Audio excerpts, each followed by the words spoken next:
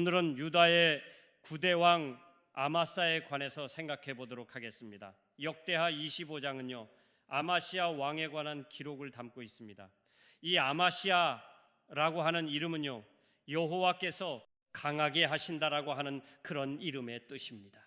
1절 하반절에 보니까 아버지 요아스 왕과 그리고 어머니 여호와단 사이에 태어났다라고 말하고 있어요. 자, 우리 1절 하반절의 말씀을 함께 읽겠습니다. 다 같이요. 어머니의 이름은 여호와단이요 예루살렘 사람이더라. 그리고 1절 상반절에 보게 되면 25세의 왕이 올라서 29년 동안 나라를 다스렸다라고 그렇게 기록하고 있습니다. 자, 우리 1절 상반절의 말씀을 읽겠어요. 아마샤가 왕위에 오를 때의 나이가 25세라. 예루살렘에서 29년 동안 파손이라. 이 아마사의 왕의 아버지가 누구냐면 우리가 잘 아는 요아스입니다.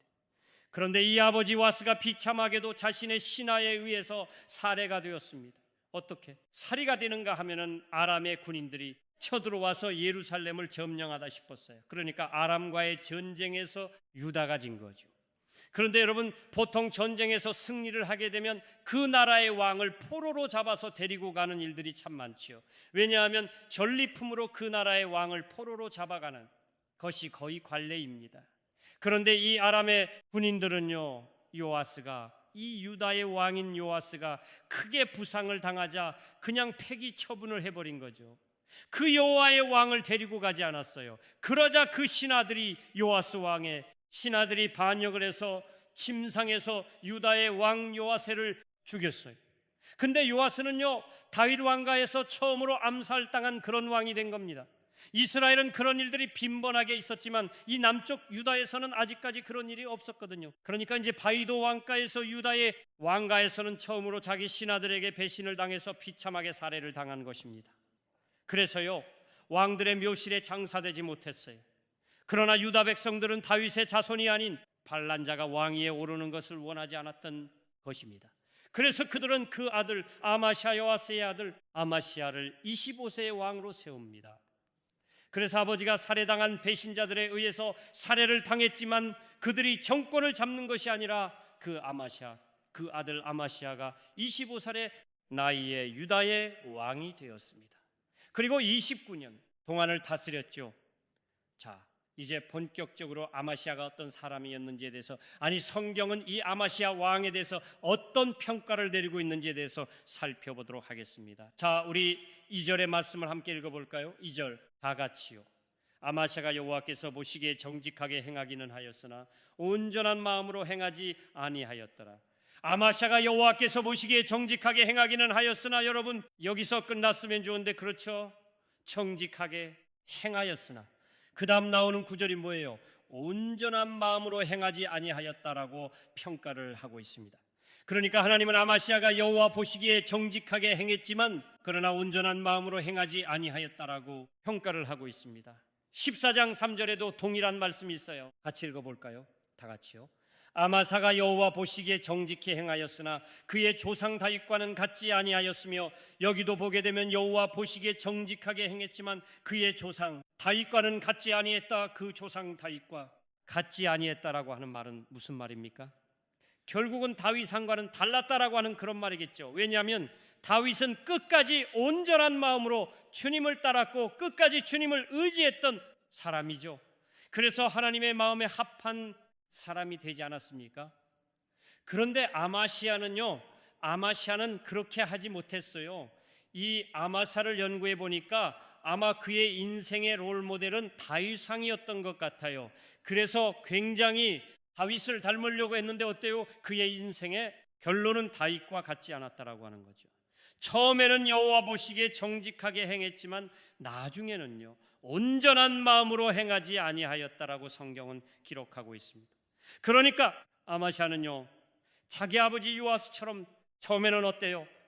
신앙의 길을 걸었지만 시간이 흐를수록 교만해져서 나중에는 하나님을 버리고 우상을 숭배함으로 하나님께 버림을 받았어요. 아버지와 동일하게 백성들의 반역으로 살해를 당하고 말았습니다. 아버지처럼 비참한 종말을 맞이하게 됐어요. 그러니까 정말 지혜로운 사람이라면 아버지의 인생을 타산지석으로 삼아서 자신은 아버지와 같은 그런 인생을 살지 않아야 되는데 이 아마사는요, 너무나 아버지와 동일한 삶을 살았어요. 아버지 요아스의 전철을 그대로 밟았습니다. 어쩌면 아버지의 삶의 복사판이라고 할 정도로 아버지와 거의 비슷한, 거의 동일한 인생을 살았고, 그의 인생의 마지막도 아버지와 비참하게, 아버지처럼 비참하게 끝나고 말았습니다.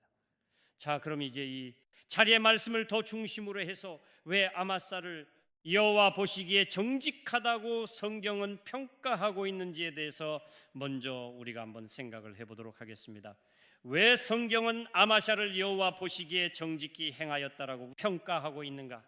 자, 그것을 알려면 먼저 3절과 4절 상반절의 말씀을 알아야 되는데요, 우리 한번 읽어볼까요? 시작.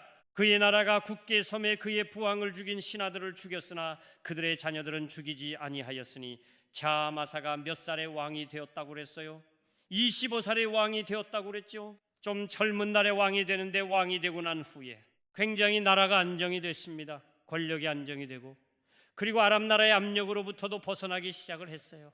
이렇게 나라가 안정이 되고 자신의 권력 기반을 찾게 되니까, 자신의 권력이 기반을 잡게 되니까 드디어 이제 뭘 하게 됐냐 그러면, 아버지 요아스를 죽였던 신하들을 이제 반역죄로 처단하죠. 복수를 하는 겁니다. 그런데 아마사는 반역죄를 저지른 신하들을 그들 당사자만 처형을 하고 그들의 가족들과 그들의 자녀들은 죽이지 않았다는 거예요. 이게 4절 하반절의 말씀이죠. 좀 길지만 한번 읽어볼까요? 다 같이요. 이런 모세의 율법 체계에 기록된 대로 함이라. 곧 여호와께서 명령하여 이르시기를, 자녀로 말미암아 아버지를 죽이지 말 것이요, 아버지로 말미암아 자녀를 죽이지 말 것이라. 오직 각 사람은 자기의 죄로 말미암아 죽을 것이니라 하셨더라. 그러면 왜 아마시아는요, 자기의 아버지를 죽인 그런 반역자들을 처형을 하는데, 그 당사자들만 처형을 하고 그 가족들과 그 자녀들은 죽이지 않았느냐? 그 이유를 이렇게 말하죠. 모세의 율법책에 기록된 대로 함이라. 다시 말하면 율법을 지키기 위해서라는 거예요. 율법을 지키기 위해서 자기 아버지를 죽인 그 당사자들만 처형을 하고 그 가족들이라든지 자녀들은 처형하지 않았다라고 하는 거예요. 하나님은요, 하나님의 율법은 죄를 지은 당사자만 처벌을 받도록 하고 자녀와 가족들에게는 일체 형벌이 없도록 하고 있습니다. 그게 신명기 24장 16절에 보게 되면 그 말씀이 있어요. 율법에, 그러니까 부모의 죄로 인해서 자녀가 죽을 수가 없고 자녀들의 죄로 인해서 부모가 죽을 수 없다는 그런 율법을 하나님이 주셨어요. 그래서 오늘 이 말씀에도 보게 되면 오직 각 사람은 자기의 죄로 말미암아 죽을 것이니라, 그렇게 말씀하고 있어요. 물론 여러분 영향을 받을 수는 있잖아요. 그렇잖아요.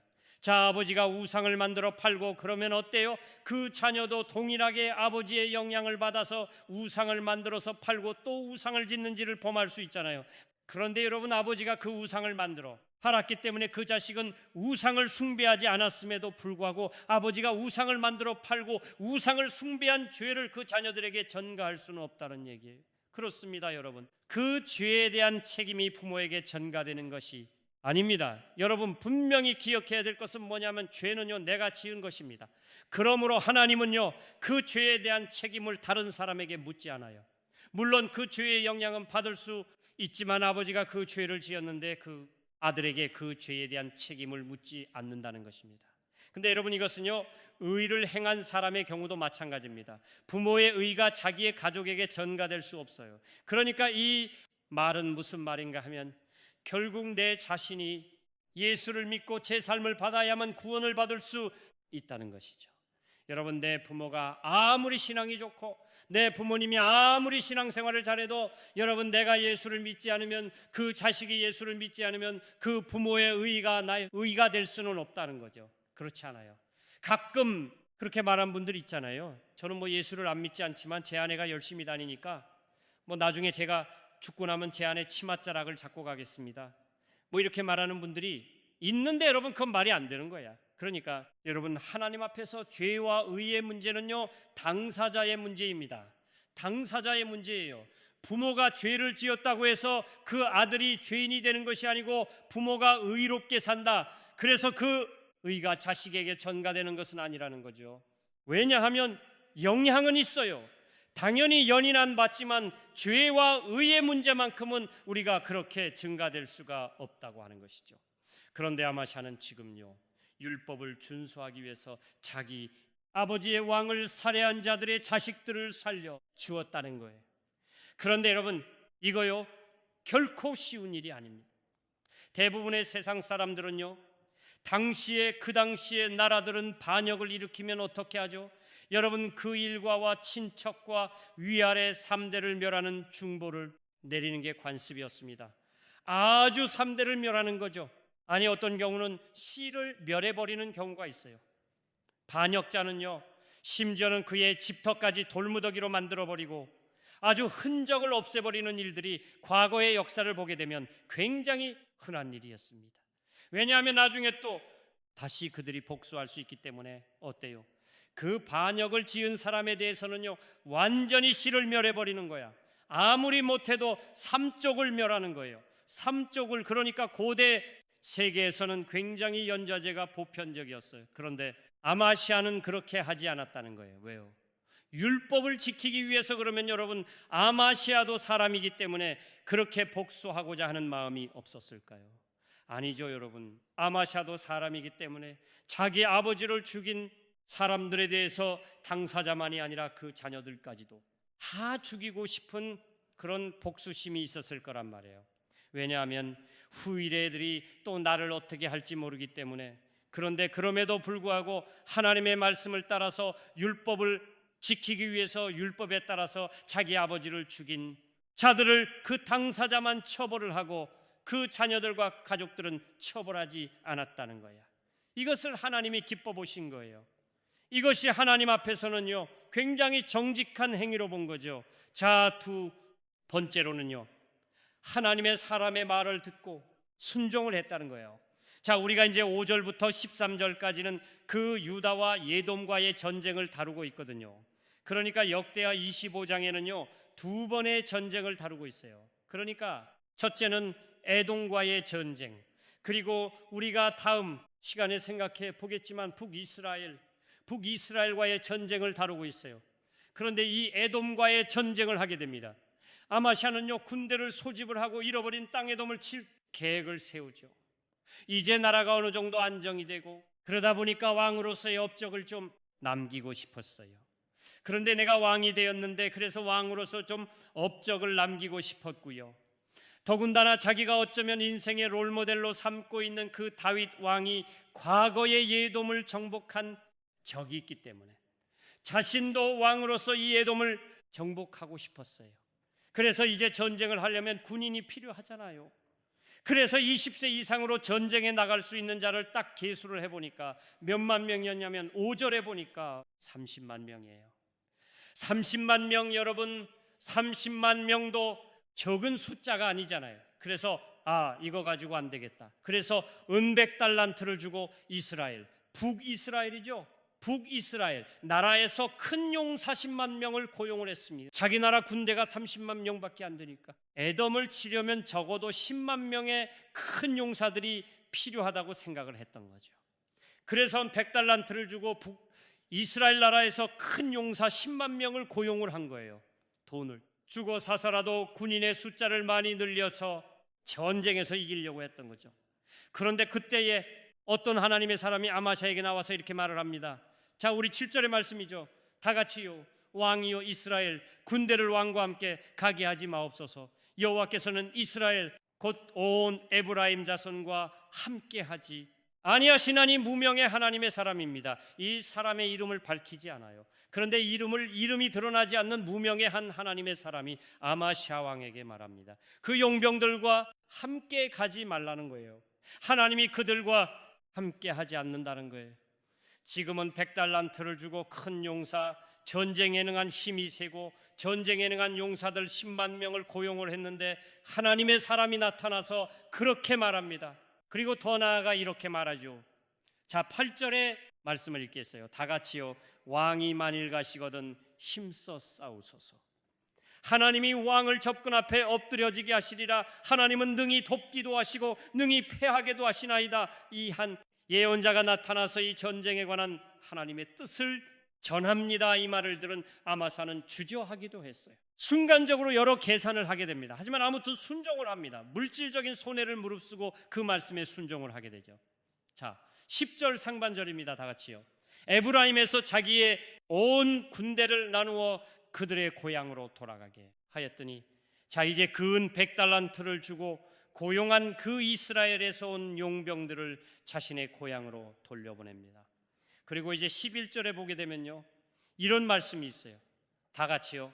그의 백성을 거느리고 속은 골짜기에 이르러 세자손 10,000명을 죽이고 자 큰 용사 10만 명을 돌려보내고 난 다음에 순수한 유다의 병사들 30만 명을 데리고 전쟁에 나갑니다. 그래서 나가서 어떻게 합니까? 11절에 말씀처럼 소금 골짜기에 이르러서 세일자손만 명을 주겠대요. 그러니까 에돔의 병사들을 10,000명을 죽였고 또 10,000명을 사로잡아서 바위 꼭대기 올라가서 거기서 밀쳐내려뜨려서 온몸이 부서지게 했다라고 기록되어 있습니다. 자, 이렇게 이 전쟁에 관한 하나님의 뜻을 말했을 때에 그 무명의 하나님의 사람의 말을 어때요? 순종을 했다는 거죠. 그랬더니 하나님께서 에돔과의 전쟁에서 승리하게 하셨습니다. 이렇게 아마사는 하나님의 사람의 말을 듣고 고용한 이스라엘 용병들을 돌려보냈고, 그래서 말씀에 순종하여 나아갔더니 에돔과의 전쟁에서 승리를 하게 되었다라고 하는 것입니다. 여기까지는 너무 좋았어요. 그래서 성경에 뭐라고 되어 있어요? 그가 정직하게 행하였으나라고 말하고 있는 것입니다. 왜? 하나님께서 성경에 아마시아 왕에 대하여 기록할 때에 하나님 보시기에 정직하게 행하였으나라고 말했는지 우리가 그 이유를 지금까지 살펴보았습니다. 그렇죠? 자, 이제부터는 온전하지 못한 것이 뭐냐 그러면 하나님이 아마사를 평가할 때에 하나님 보시기에 정직하게 행하였으나 그러나 온전하지 못했다라고 말했거든요. 다시 한번 2절을 읽겠습니다. 다 같이요. 아마샤가 여호와께서 보시기에 정직하게 행하기는 하였으나 온전한 마음으로 행하지 아니하였다. 온전한 마음으로 행하지 아니했다라고 말하고 있어요. 여러분, 온전한 마음으로 행하지 아니했다고 하는 것을 켠김에서 보존해서 이렇게 말하고 있습니다. 그러면 버나디도 퍼펙트 하트 완전한 마음을 가지지 않았다. 완전한 마음을, 그러면 이 완전한 마음을 가지지 않았다는 게 뭘까요? 구체적으로 말씀드리면요, 그 중심이 여호와를 떠나 있었다는 거예요. 자, 이제 올 본문에 정말 중요한 부분이 여기 있습니다. 이게 남들이 볼 때는 순종을 해요. 겉으로 볼 때는 정직하게 행한 것처럼 보여요. 근데 하나님이 보셨을 때 그 마음이 뭐예요? 그 중심이 여호와를 떠나 있었던 거죠. 겉으로 볼 때는 참 정직하게 보이고요, 하나님의 말씀 앞에 잘 순종한 것처럼 보였어요. 그런데 그 마음의 중심이 여호와를 떠나 있었어요. 그러니까 남들이 볼 때는 그렇지 않은데 하나님이 보실 때는 뭐예요? 그 중심이 그렇지가 않다라고 하는 거죠. 그러므로 여러분, 온전한 마음으로 행하지 않은 사람의 특징이 뭐냐? 그러면 처음에는 그럴듯한데, 처음에는 그럴듯해요. 그런데 온전한 마음으로 행하지 않은 사람의 특징이 뭐냐? 그러면 시간이 흐를수록 그 본심이 드러난다는 거예요. 시간이 흐를수록 여러분, 그렇죠? 여러분, 직장에도 이제 어떤 사람이 처음에 딱 오게 되면 너무 잘하잖아요. 처음에는 막 너무너무 잘 하잖아요. 야, 그래서 참 잘 뽑았다, 좀 근래에 보게 되면 사람이다, 그렇게 평가를 했는데 시간이 지나니까 어떠신가요? 이제는 점점 시간이 지나니까 그 사람의 본색이 드러나죠. 여러분, 그런 사람 있어요, 없어요? 교회도 보면 그래. 교회도 권사로 참됐을 때, 장로님 처음 됐을 때는 너무 잘하는 거 있죠. 근데 시간이 지나면 뭐예요? 본색이 드러났나? 본색이 그런 경우가 있거든요. 우리 직장 생활에도 그런 분들이 많고요, 어디 가든지 간에 그런 분들이 있어요. 처음엔 안 그런데 시간이 지날수록 본색이 드러나는 거야. 자, 예를 들면 우리가 예배를 드릴 때도 어때요? 마음과 뜻과 정성을 다해 드리는 것이 아니라 아주 형식적으로 의무감 때문에 예배를 드린다면 그것이 바로 온전한 마음으로 행하지 않는 거죠. 그러니까 어쩔 수 없이 예배 자리에 나와 있는데 마음은 이미 떠나 있기 때문에 형식적으로 예배를 드리고, 시간이 지르기면, 시간이 이제 흘러가면 뭐예요? 점점 예배의 자리에서 멀어지게 되는 거죠. 그런 사람 너무 많아요. 부모를 섬기는 것도 마찬가지입니다. 여러분, 자녀라고 한다면 마땅히 내가 마음을 다해서 우리 부모를 공경하고 섬겨야 되는데 그렇지 않은 분들이 많아요. 부모님으로 또 받을 유산을 생각하고 어쩔 수 없이 부모를 섬기는 자들이 있어요. 그런 분들은 온전한 마음으로 부모를 섬기는 게 아니겠지요. 내게 돌아올 어떤 분기 그 유산을 생각하면서 하기 때문에 여러분 온전한 마음으로 부모를 섬기는 것이 아니라는 얘기죠.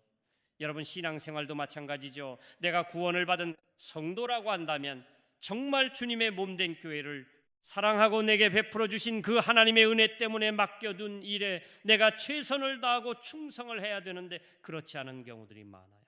보게 되면 봉사 점수를 받기 위해서 봉사 점수를 받아야 권사가 되고 또 안수집사가 되고 장로가 되기 때문에 다른 사람 보기에는 열심히 하는 것처럼 보이지만 마음에는 그 봉사 점수, 여러분 그 봉사 점수 때문에 여러분들이 교회에 충성하고 섬긴다고 한다면 그것은 뭐예요? 온전한 마음으로 내가 주님의 교회를 섬기는 것이 아니라는 것. 이런 경우를 지금 말하는 겁니다. 이런 경우를 여러분 11절을 드리는 것도 마찬가지 아니에요. 하나님의 은혜에 너무나 감사하고 하나님이 내 인생의 주인 되심을 고백하며 온전하게 드리는 것인데 그런데 안 드릴 수는 없고 드린다는 표시를 내야 되겠고, 왜냐하면 교회 안에서 무슨 직분자를 세울 때 다 교회에서 점검을 한다고 그러니까 안 드릴 수는 없고 어쩔 수 없이 마지못해 드리고 그런 분들이 있어요. 제가 이제 열어보잖아요. 왜냐하면 우리 교회는 어떤 직분을 맡기려면 두 가지는 기본적으로 봅니다. 하나는 주일 성수, 하나는 11조. 이 두 가지는 기본이기 때문에 교사가 된다든지 순장이 된다고 하든지 그러면 반드시 이 두 가지는 지켜야 되거든요. 근데 제가 이렇게 쭉 열어보게 되면 진짜 그렇지 아는 분들이 있어요. 액수를 말하는 게 아닙니다. 온전한 마음으로 드리는 것이 중요하거든요. 자, 그럼 이제 아마시아가 하나님 보시기에 온전한 마음으로 행하지 않는 것이 구체적으로 무엇인지에 대해서 생각을 해보도록 하겠습니다. 첫째로 하나님보다는 사람의 힘을 더 의지했다는 거야. 그래서 하나님은 온전한 마음으로 행하지 아니했다라고 지금 그를 평가하고 있는 거예요. 자, 아마사는요 자신이 왕이 올라서 나라가 굳게 서고 안정이 되었을 때에 야돈과의 전쟁을 시작했습니다.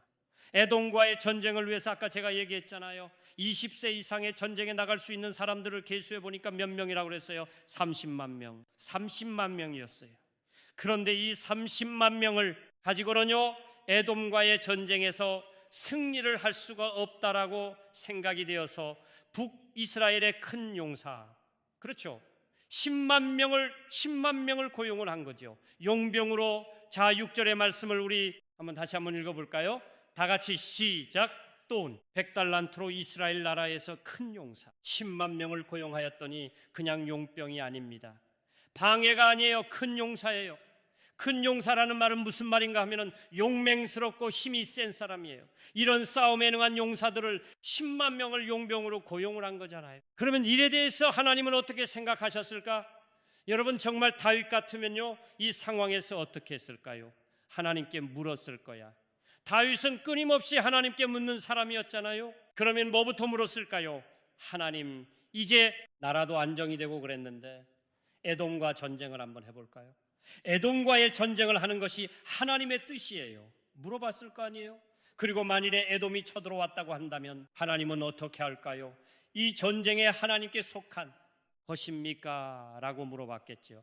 아니면 정불리한 상황이라고 한다면 하나님, 그러면 저 우리 형제 나라니까 북이스라엘에서 좀 돈을 주고 영병들을 좀 사오면 어떨까요? 하나님 어떻게 생각하세요? 라고 물었겠지요. 그런데 아마샤는 묻지도 않았어요. 아마 사람 묻지도 않고 은 100달란을 주고 큰 용사 10만 명을 용병으로 고용을 한 것입니다. 그렇기 때문에 하나님이 이 일에 대하여 기뻐하지 않으셨어요. 왜? 하나님의 눈에는 이게 뭐예요? 하나님을 의지하는 행위가 아니잖아요. 하나님을 의지하기보다는 지금 뭐예요? 사람의 힘을 더 의지하고 있는 거죠. 그러니까 아마시아는 지금 뭐예요? 하나님을 의지하기보다는 눈에 보이는 큰 용사의 힘, 사람의 힘을 더 의지하고 있었던 것입니다. 그래서 하나님은요 그때에 어떤 무명의 하나님의 사람을 통해서 북이스라엘의 용병을 고용한 것에 대하여 아마사를 책망하십니다. 그 책망의 내용이 뭐냐면 하나님께서 북이스라엘과 함께하지 않는다는 거예요. 자, 7절의 말씀을 읽겠습니다. 다 같이요. 이스라엘 군대를 왕과 함께 가게 하지 마옵소서. 여호와께서는 이스라엘 곧 온 에브라임 자손과 함께하지 아니하시나니 하나님은 너무나 분명하게 그 무명의 하나님의 사람을 통해서 하나님의 뜻이 무엇인가를 말씀하십니다. 그래서 하나님은 그 하나님의 사람을 통해서 아마시아 왕에게 돈을 주고 10만 명의 그 용병들을 고용했을지라도 그들과 함께 전쟁에 나가지 말라고 말씀하십니다. 그러면서 뭐라고 말씀하시냐면 여호와께서는 이스라엘 곧 에브라임 자손과 함께하지 않기 때문이라는 거예요. 그 북이스라엘 사람들과 하나님이 함께하지 않기 때문에 그들과 함께 나아가지 말라는 거예요. 그러면 여러분, 왜 북이스라엘 백성들과 하나님이 함께하지 않겠다라고 말씀하셨을까요? 그것은요, 이 북이스라엘의 백성들이 이미 우상 숭배로 인해서 하나님의 언약의 백성으로서의 면모를 상실해버렸기 때문에 그렇습니다. 여러분, 이미 북이스라엘 백성들은요, 하나님을 의지하지 않고 우상을 숭배하는 그런 아주 상한 가운데 있었어요. 그러므로 하나님을 의지하지 않고 우상을 숭배하는 자들과 연합하거나, 그리고 우상을 숭배하는 자들을 돕는 것이나 그들로부터 도움을 받는 것을 하나님은 뭘로 여기셨냐? 그러면 죄로 여기셨다는 거예요. 죄로. 그래서 유다의 여호사밧 왕이 그 북이스라엘의 아방을 도와서 전쟁을 나갔을 때에 하나님은 예후를 통해서 책망하시고 심판을 선언하신 적이 있습니다. 자, 한번 볼까요? 역대하 19장 2절의 말씀을 읽겠습니다. 다 같이요. 하나님 아들 선견자 예후가 다가서 여호와사밧도 왕을 맞아 이르되 왕이 악한 자를 돕고 여호와를 미워하는 자들을 사랑하는 것이 옳으니까 그러므로 여호와께로부터 진노하심이 왕에게 임하리이다. 여러분, 여기서 우리가 뭘 할 수 있냐? 그러면 악한 자들, 하나님께서 함께하지 않는 악한 자들과의 연합은 악한 영향을 받을 수 있다라고 하는 거예요. 자, 여기서 우리는 세상 속에서 우리 성도들이 개인 관계에 지켜야 될 원칙이 있다라고 하는 거예요. 자, 그것이 뭐냐? 그러면 이 세상 속에 살아가면서 하나님께 속한 하나님의 사람인 우리가 지켜야 될 대인관계의 두 가지 원칙을 이야기하고 있습니다. 대인관계가 중요하잖아요. 대인관계의 원칙 두 가지가 뭐냐면, 첫째는 하나님께서 함께하는 자를 데려가지 말라는 거야. 하나님께서 함께하시는 자를 대적하지 말라. 두 번째는 하나님께서 미워하는 자와 연합하지 말라는 것입니다.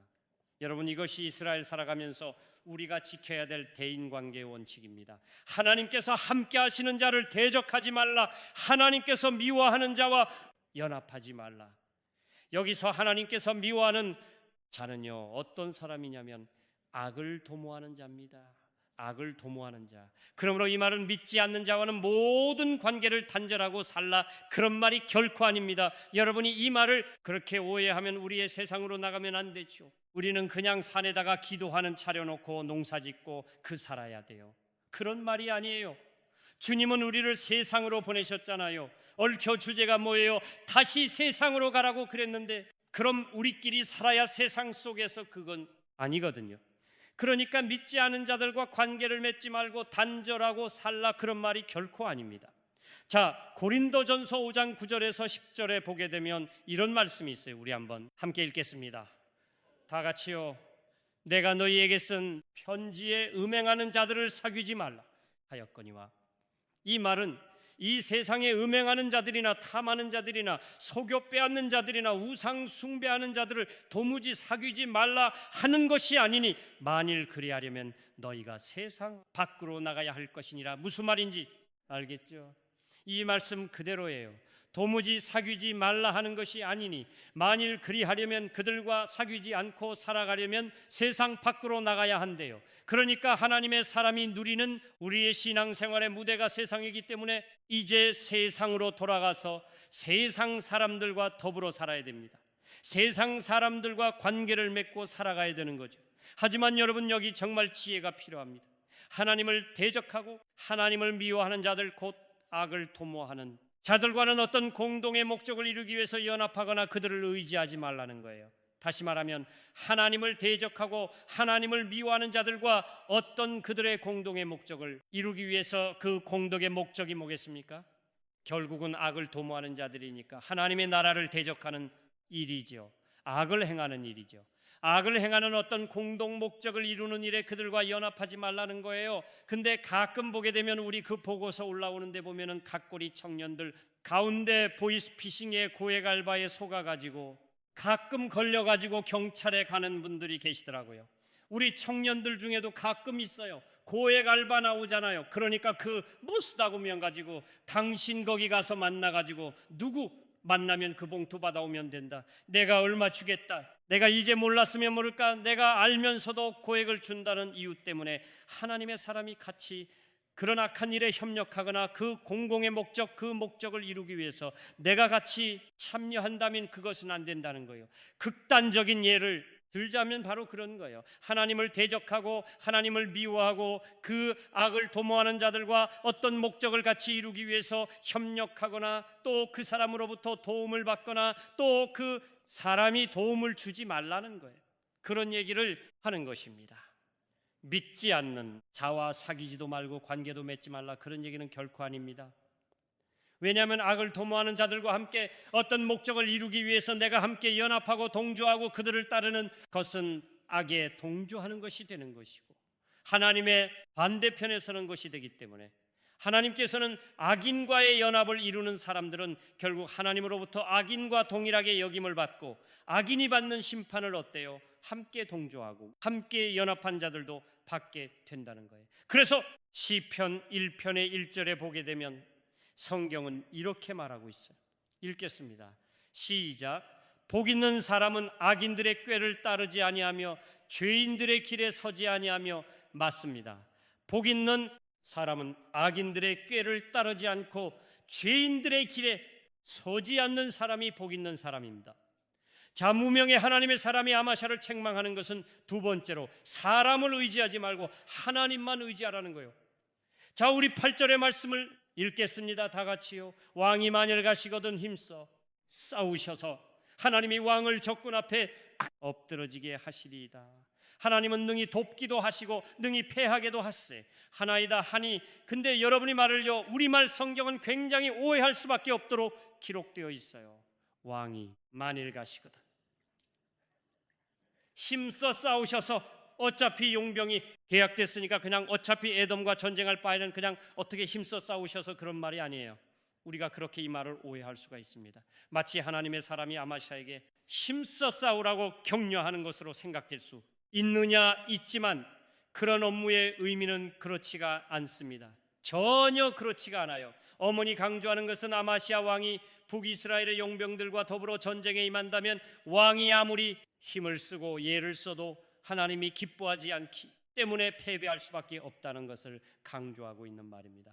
그럼에도 불구하고 아마샤가 하나님의 명을 어기고 하나님을 의지하지 않고 북이스라엘의 그 큰 용사인 용병들을 의지한다면 능히 도우실 수 있는 하나님이 도리어 원수를 도우심으로 아마사 왕이 적군 앞에 엎드러지게 될 것이다라고 하는 말입니다. 그 책망의 말씀입니다. 그러니까 지금 하나님은 하나님의 사람을 통해서 하나님이 함께 하시는 단 한 명의 군사가 여호와께서 함께하지 않는 10만 명의 군사보다 더 강하다는 사실을 지금 깨우쳐 주고 있는 것입니다. 하나님이 함께 하시는 단 한 사람의 용사가 하나님이 함께 하지 않는 10만 명의 용사보다 더 강하다라고 하는 것을 깨우쳐 주고 있는 것입니다. 그러므로 눈에 보이는 사람의 힘을 의지하지 말고 눈에 보이지 않는 하나님을 더 의지하라는 얘기입니다. 왜냐하면 하나님은 능히 돕기도 하시고 능히 패하게도 하시는 분이시기 때문입니다. 하나님은 능히 돕기도 하시고 대하게도 하시는 분입니다. 그러니까 전쟁의 승패는 누구에게 달려있죠? 하나님의 손에 달려있는 것입니다. 그러므로 중요한 것은요, 영적인 전쟁에서는 누가 하나님을 더 의지하느냐가 승리의 관건이 되는 거예요. 어느 군대가 더 많으냐, 그게 중요한 게 아니고 영적인 전쟁에서는요, 누가 하나님을 더 의지하느냐가 승리의 관건이 되는 것입니다. 그러니까 아마사에 온전하지 못하면 뭐예요? 이렇게 하나님보다는 눈에 보이는 어떤 사람의 힘을 더 의지하려고 했다는 것입니다. 이것이 뭐예요? 하나님 앞에 온전하지 않았던 거죠. 두 번째로는 하나님 보시기 온전한 마음으로 행하지 않은 그 두 번째가 뭐냐 하면 아마시아는요, 끊임없이 계산을 하려고 했다는 거예요. 계산, 그런 무명의 하나님의 사람이 아마시아에게 이스라엘 영명을 데리고 가지 말라고 했을 때에 아마사는 어떻게 반응했을까요? 자, 100달란트를 주고 10만 명의 용사를 용병으로 고용을 했습니다. 이제 전쟁에 나가면 승리할 것 같아요. 그런데 갑자기 이름도 말하지 않는 무명의 하나님의 사람이 나타나서 하나님의 뜻을 말합니다. 절대로 가면 안 됩니다. 하나님이 함께하지 않습니다. 만일에 당신이 하나님의 뜻을 거역하고 이 고용된 이스라엘의 군대를 의지하고 나간다면 아무리 힘을 써도 당신은 그 적군의 왕 앞에 쓰러지고 말 것입니다. 하나님은 능하게도 승하게도 승리케도 하시고 하나님 돕기도 하시고 하나님 패하게도 하시는 분이십니다. 이렇게 하나님의 뜻을 분명하게 전했단 말이에요. 그러면 이렇게 말했을 때에 아마샤는 어떻게 반응을 했을까요? 아마 금요 기도에 나오신 분 같으면 할렐루야, 늦게나마 깨닫게 해주셔서 감사합니다. 제가 절대로 순종하겠습니다. 그것까지 그 돈 있다가도 없고 없다가도 있는 것, 이렇게 하면서 순종을 하겠죠. 분명히 여기 나오신 분은 그렇게 할 거예요. 근데 오늘 밤에 강남에 사신 분들은 아마 그렇지 않을 거예요. 자, 그러면 나마샤가 이 하나님의 사람이 그렇게 말했을 때에 그 말에 즉각적으로 주저하지도 않고 아멘으로 순종을 했느냐? 아니에요. 굉장히 머뭇거렸습니다. 왜냐하면 이미 그들에게 지불한 돈이 생각이 났기 때문이죠. 이 지불한 돈이 만만치 않았어요. 이 돈이 얼마에 본전 생각이 난 거잖아요. 여러분 9절 한번 읽어볼까요? 9절 다 가죠. 시작. 아마샤가 하나님의 사람에게 이르되 내가 100달란트를 이스라엘 군대에게 주었으니 어찌할까? 내가 100달란트를 주었으니 어찌할까? 여러분 그때 심정을 알겠어요? 지금 100달란트를 이미 주었다는 이미 건너간 거예요. 그러면 여러분이 100달란트가 얼마나 될까요? 100달란트에 얼마나 될까요? 1달란트가요 34kg이에요. 그러면은 100달란트면요 은이 3영사형 0kg, 여러분 몸무게를 한번 계속 여러분 자신을 몸무게로 지금 3.4톤, 그러면 여러분 1달란트가 3,000세겔이고 1세겔이 노동자의 4일치, 품삯이니까 은 100달란트면요 어느 정도냐? 그러면 120만 명의 하루 품삯에 해당되는 금액입니다. 120만 명의 하루 품삯입니다. 그러니까 여러분 100달란트는요 어마어마한 금액이에요. 그러므로 만일 아마샤가 하나님의 사람의 이 말을 듣고 용병들을 돌려보낸다면 하루아침에 120만 명의 품삯을 잃어버리는 거예요. 엄청난 손실을 봐야 되는 거예요.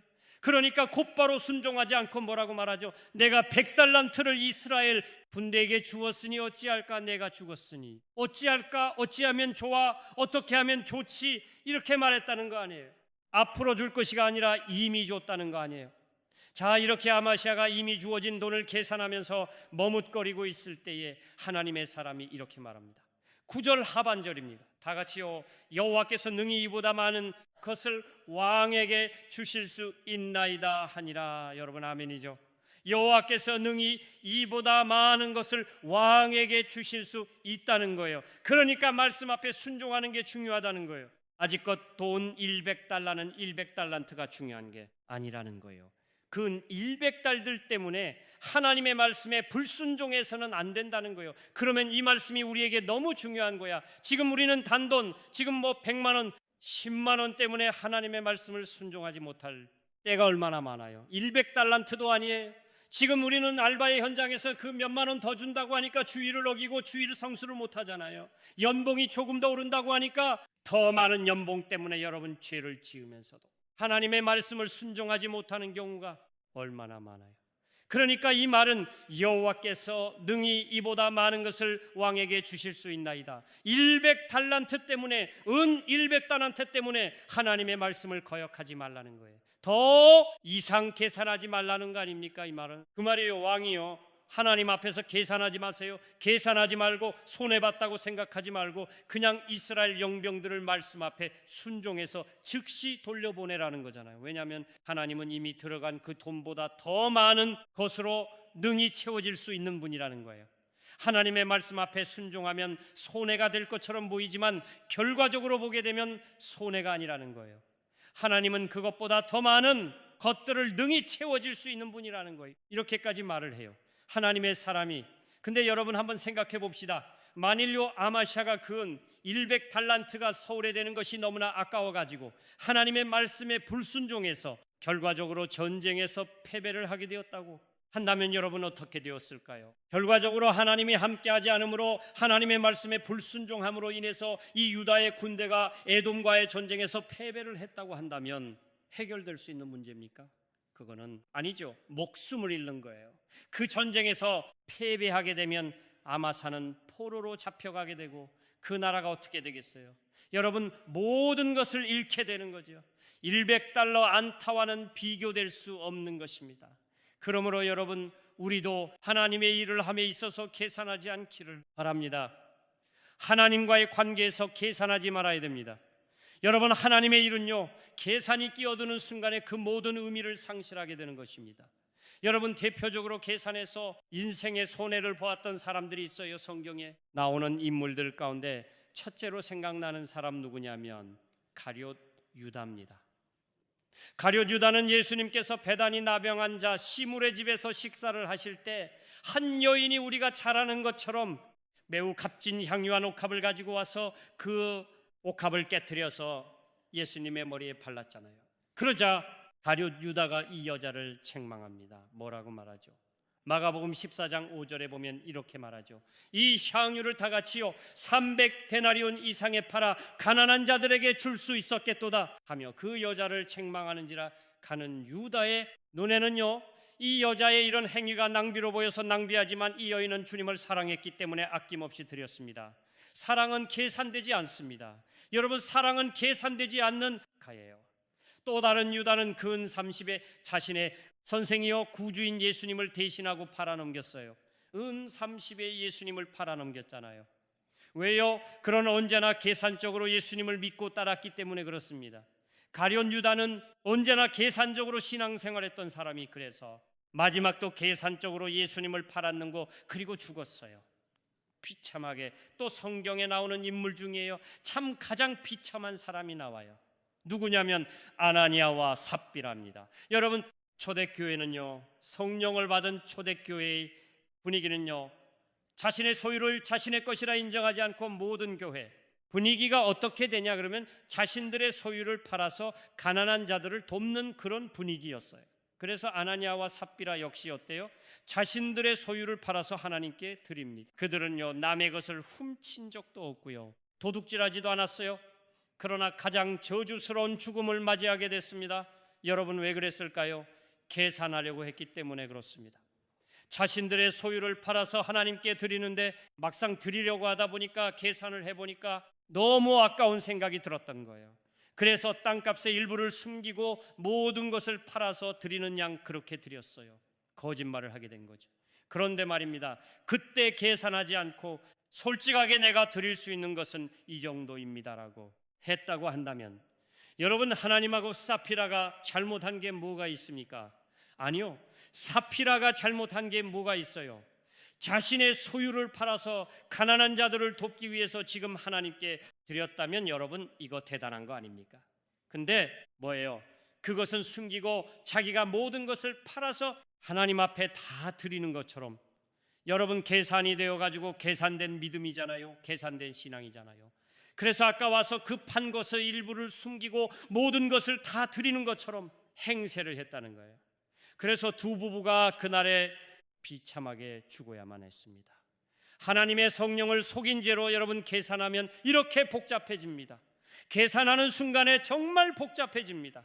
여러분, 11조도 마찬가지입니다. 너무나 계산적으로 드리는 사람들이 있습니다. 아주 우리는요, 계산에 너무 익숙해 있어요. 사람들을 사귈 때도 순간적으로 계산해봐요. 이 사람이 내게 유익이 될까? 우리는 너무 계산을 빨라요. 그런데 하나님과의 관계에서도 끊임없이 머리를 돌리고 계산하는 사람들이 있어요. 근데 여러분, 내가 정말 하나님을 온전히 신뢰하고 내가 그 주님을 진정으로 사랑한다면 여러분, 사랑은 계산되지 않습니다. 사랑은, 진정한 사랑은 계산하지 않습니다. 그런데 계산적으로 사랑하는 사람들이 많아요.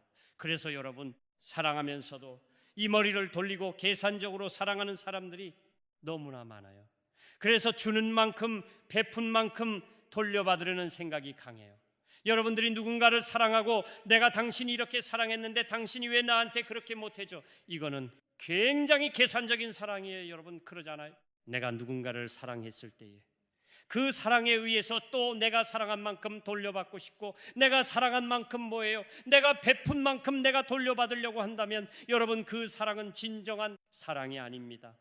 진정한 사랑에는요, 계산이 따르지 않아요. 어쩌면 진정한 사랑은 상식과 합리성도 따지지 않아요. 여러분, 우리 아이들이 아플 때, 어린아이들이 있잖아요. 꼬맹이 때 태어나서 얼마 안 돼가지고 돌되기 전에 애들이 막 감기 걸려가지고 코에서 막 콧물이 나오잖아요. 근데 뭐 계속 닦아주고 그러면 코밑이가 헐어요. 그러니까 이제 될 수가 없어요. 그럴 때가 있어요. 그럴 때는 어떻게 하죠? 저는 빨았어요. 이렇게. 왜냐 그러면 손수건을 댈 수도 없잖아요. 이기가 다 나가니까. 빨갛고 그러니까 그냥 그때 제가 그냥 코를 입으로 빨았죠. 근데 여러분, 제가 사랑하지 않은 사람이 그렇게 할 수 있나요? 제 딸한테 얘기하니까 막 딸이 이렇게 해요. 근데 여러분, 사랑이라고 하는 게 뭐예요? 때로는 그런 상식과 합리성을 벗어나는 거예요. 사랑이라고 하는 게 그런 거잖아요. 자식을 향한 부모의 사랑도 그렇습니다. 계산하지 않아요. 손해보지 않으려고 끊임없이 계산하는 부모는 없습니다. 용돈을 준 거를 다 기록해놓고 내가 너에게 준 돈이 얼마인지 알아? 그러니까 이자 계산했어. 얼마를 쳐줘야 된다 이렇게 말하는지는 않아요. 그런데 우리를 향한 하나님의 사랑도 마찬가지라는 거예요. 여러분, 예수님의 공생애를 보십시오. 계산하면서 사신 적이 있습니까? 예수님이 만일 계산을 하셨다고 한다면 이른 양 한 마리를 찾고자 9마리 양을 들판에 버려 두셨겠습니까? 여러분, 계산적으로 말하면 99대에 1은 안 맞는 거예요.